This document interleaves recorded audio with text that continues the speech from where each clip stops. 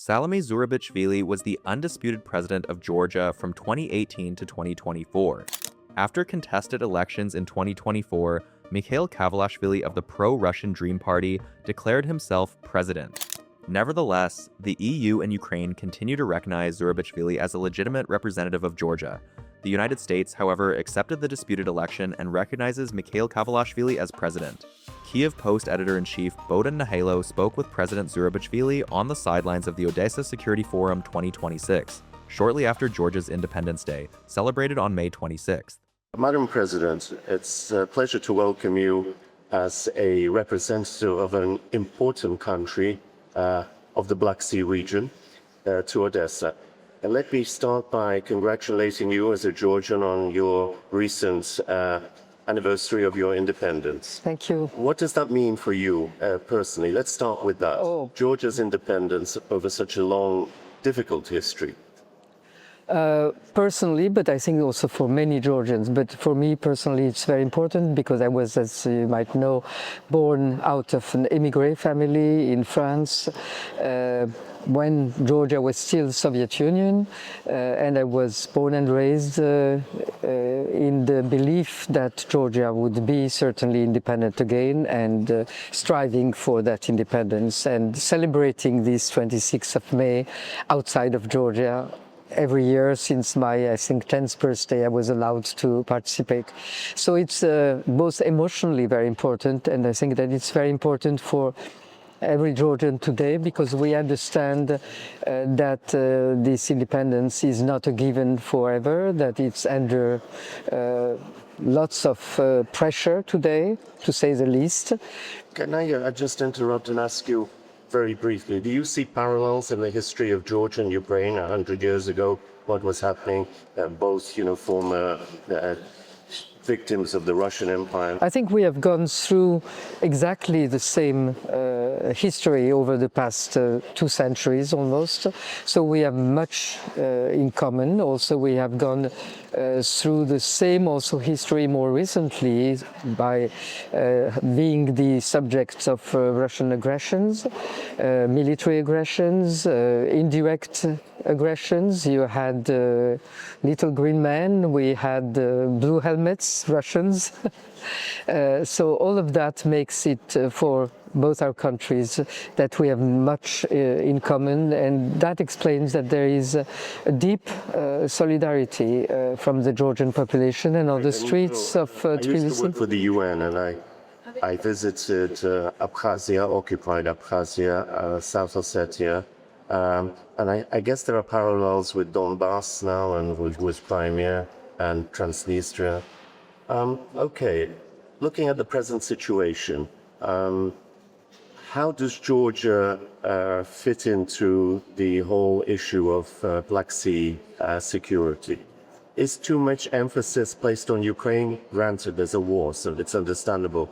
But do you think that Georgia should be getting more European and international attention?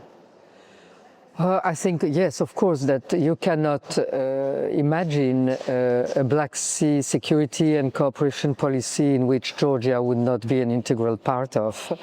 That Black Sea has become an important aspect of European Union strategy as well as NATO strategy means that you need both sides, and you need a European Ukraine, otherwise it's a Russian sea again.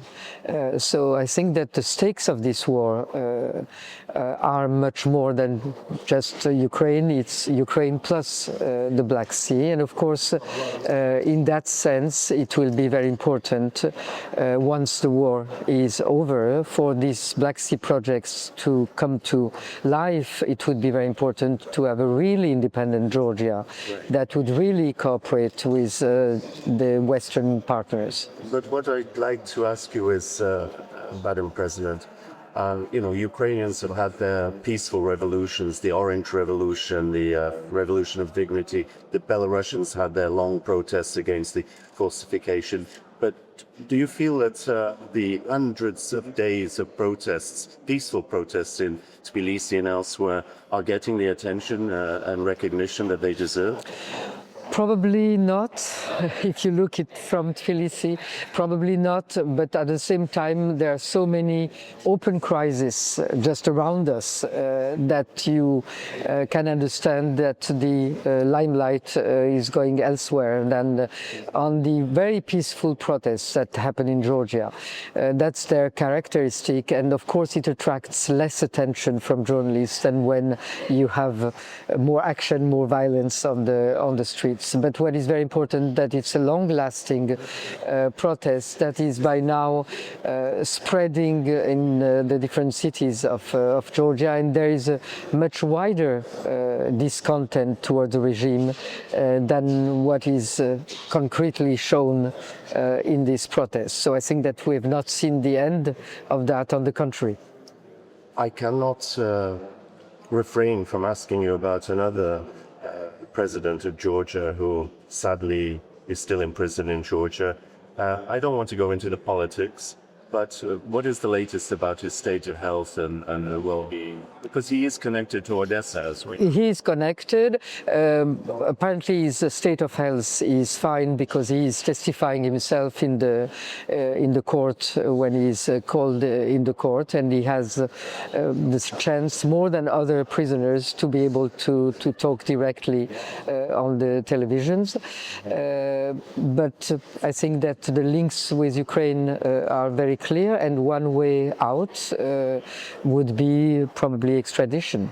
Okay, and finally, what's going to be your main message today? You're about to appear on the main stage. You're in the Opera House in Odessa.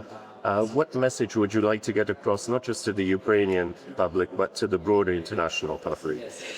I think that the message is that Ukraine has practically won this part of the war, which is a military war, and that we should all pay more attention to the fact that Russia is now moving to hybrid war. We are the example of hybrid war, and that will concern all of us, and that's another war that we have to win all together. And for fellow Georgians? For fellow Georgians to keep on until the end, to fight and to keep independence. Bolomde. Thank you, Madam. They will all understand what it means. They will understand. Thank you, Madam President. Thank you.